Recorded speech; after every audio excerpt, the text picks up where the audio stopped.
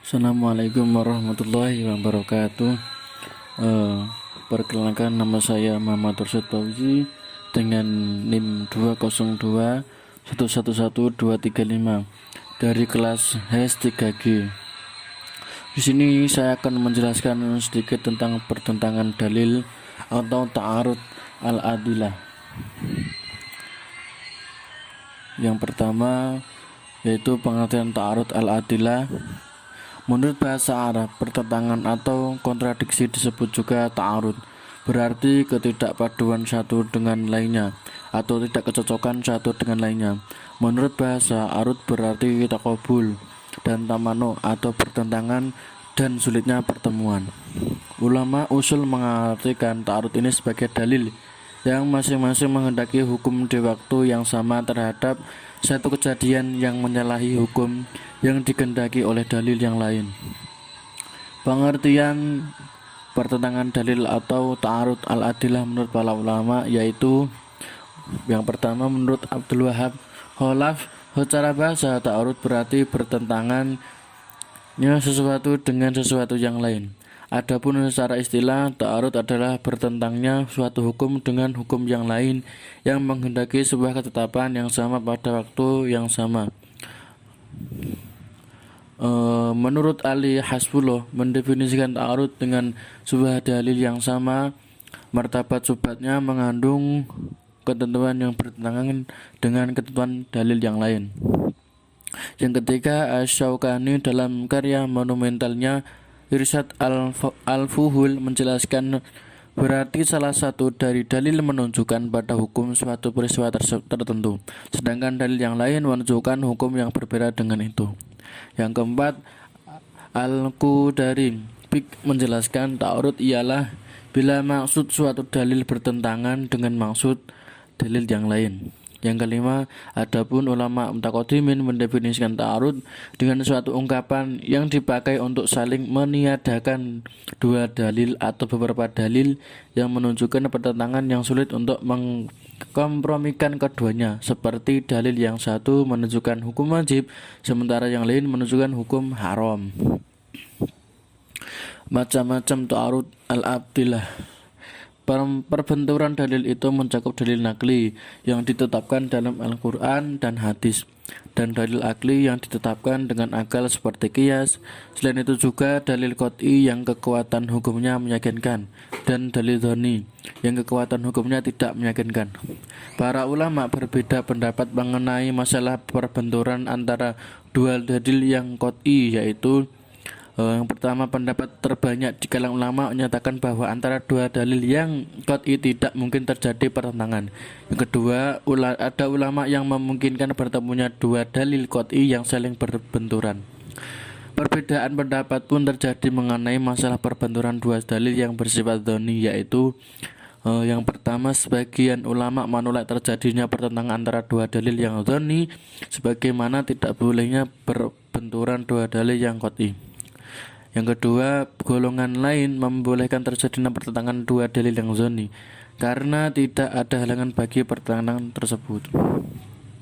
Tempat-tempat yang diduga terjadi ta'arud sejak abad klasik, para usuliyin solusi yang ditawarkan adalah dengan jam'u wa at-tawfiq, menghimpun dan mengkompromikan, tarjih atau mengunggulkan, dan nasah atau menghapus.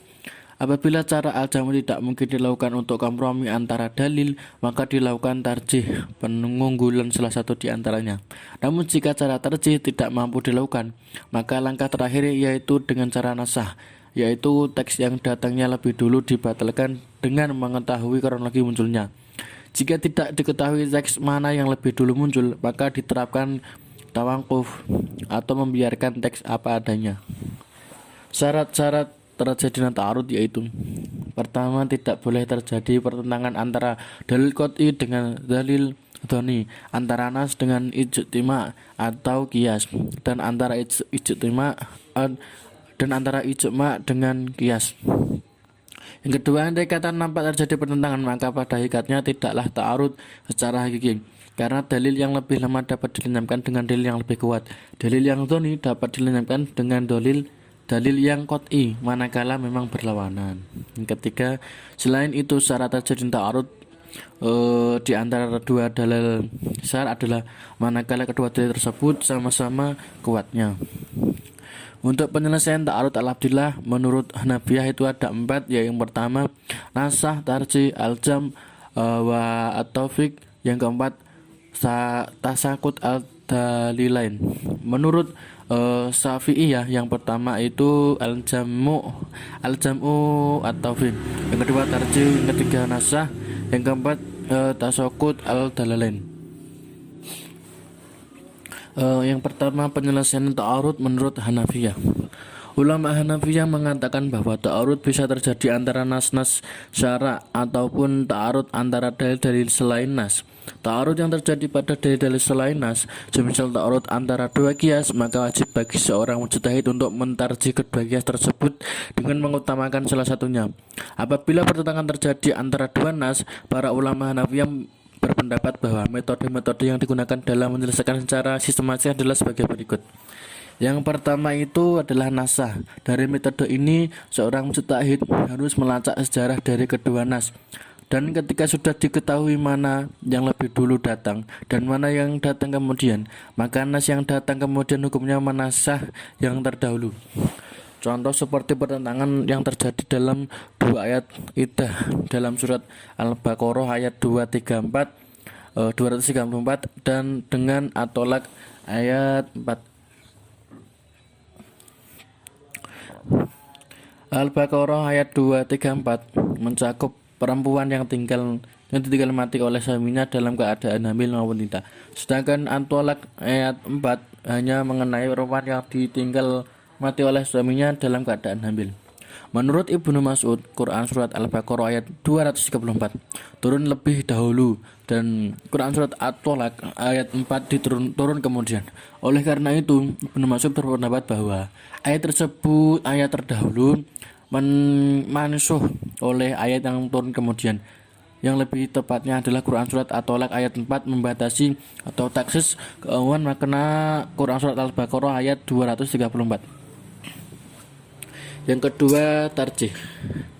Tarjih adalah menguatkan salah satu dalil dari dua dalil yang bertentangan berdasarkan beberapa qarinah yang mendukung ketetapan tersebut. Apabila dua dalil yang bertentangan sulit dilacak sejarahnya oleh seorang mujtahid, maka mujtahid tersebut harus merajihkan salah satu dalil ketika memungkinkan.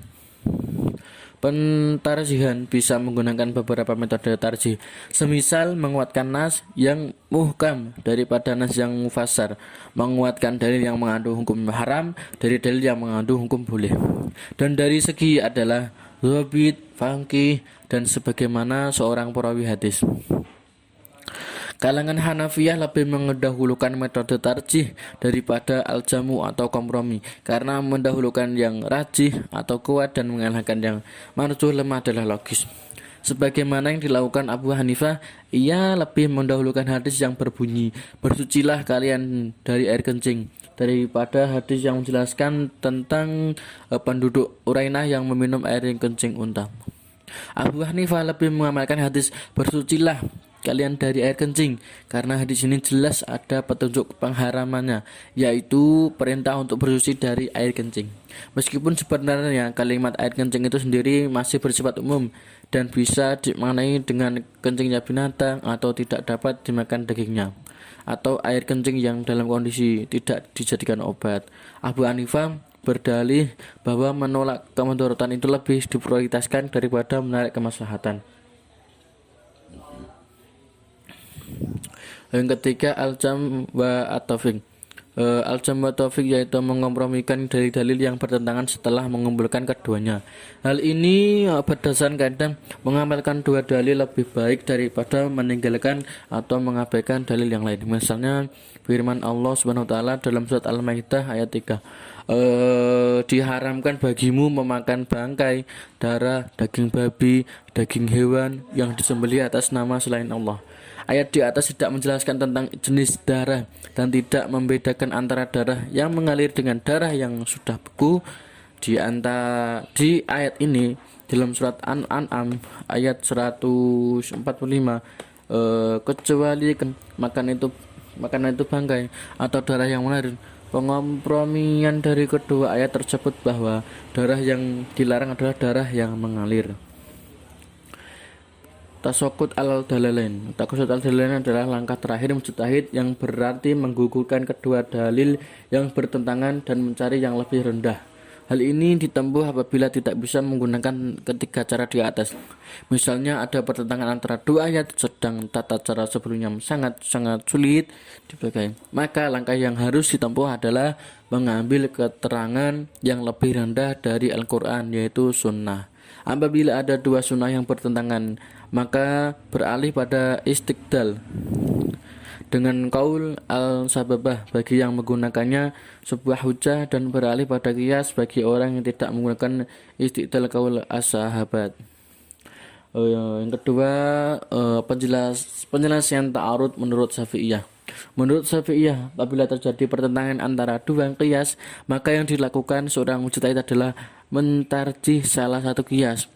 Kemudian apabila terjadi pertentangan atau ta'arud antara dua nas, yang pandangan seorang mujtahid menurut mazhab Syafi'iyah, Malikiyah, Hanabiyah, dan Zahiriyah, wajib bagi mujtahid untuk melakukan pembahasan dan berijtihad sesuai dengan tahapan-tahapan berikut secara tertib.